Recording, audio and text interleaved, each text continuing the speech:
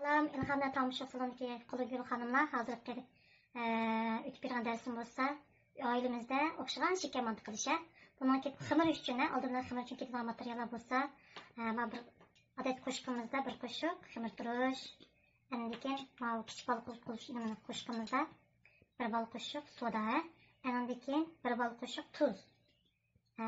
Mavu sumaydan, mesela unlar jiqroq bo'lsa, ikki qo'shib qilsanglar bo'ldi. Unumuz azroq bo'lsa, odatda bir qo'shib qilsak bo'ldi. Zaman ahvoli qarab turib qilsanglar bo'ldi. Sumaydan ikki qo'shib qildim mana. Anandagi mavu qitiqimizdan ikki qo'shib. Uch qo'shib qilsanglar bo'ldi. Hozir ikki qo'shib qildim. Mana. Undan boshqa mavu nimamizda issiq suyimiz. Mushuni xamirni yug'urib, buni bo'ldiramiz-da, o'tdan bo'ldirib, anikin mashg'ulot qilamiz. Emnima şeker mantini qilishimiz uchun, shek solganimiz uchun qora sheker miqdori oq shekarnikidan jiqroq bo'lsin. Mana qora shekerimizda buningga endi 2 qo'shiq. 3 qo'shiq shekar qo'ydik. Endi keyin mavu chigidaka, miyamizni ko'ydirib chiqarib olgan chigidakimiz. Mana jiqroq salsangda sho'rpuli shunday yaxshi bo'ladi. Endi keyin mavu quruq yemisha üzümimiz. Endi mavu qor kunjutni salsanglar shunda mizlik pishadi. Mizlik bo'ldi mantini. Endi keyin mavu yanqimizni to'g'rab, buncha to'g'rab oldik.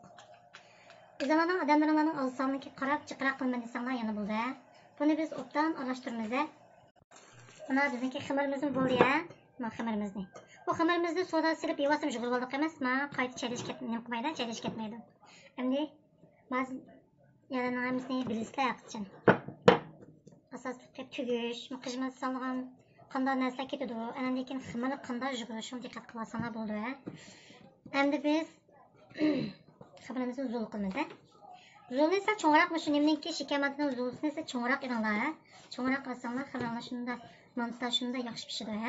Mana xamirimizni cho'ngroq zo'l qilamiz. Bunda qilsak sheker mantda shunda yaxshi pishadi. Endi bu xamirimizni ichib olamiz. Ichib olib, tugush usulida qaranglar. Biroq ichib olib bu xamirlarimizni.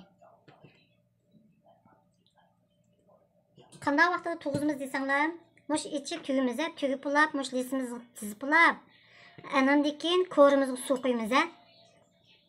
Mana tugush suvini ko'ringlar.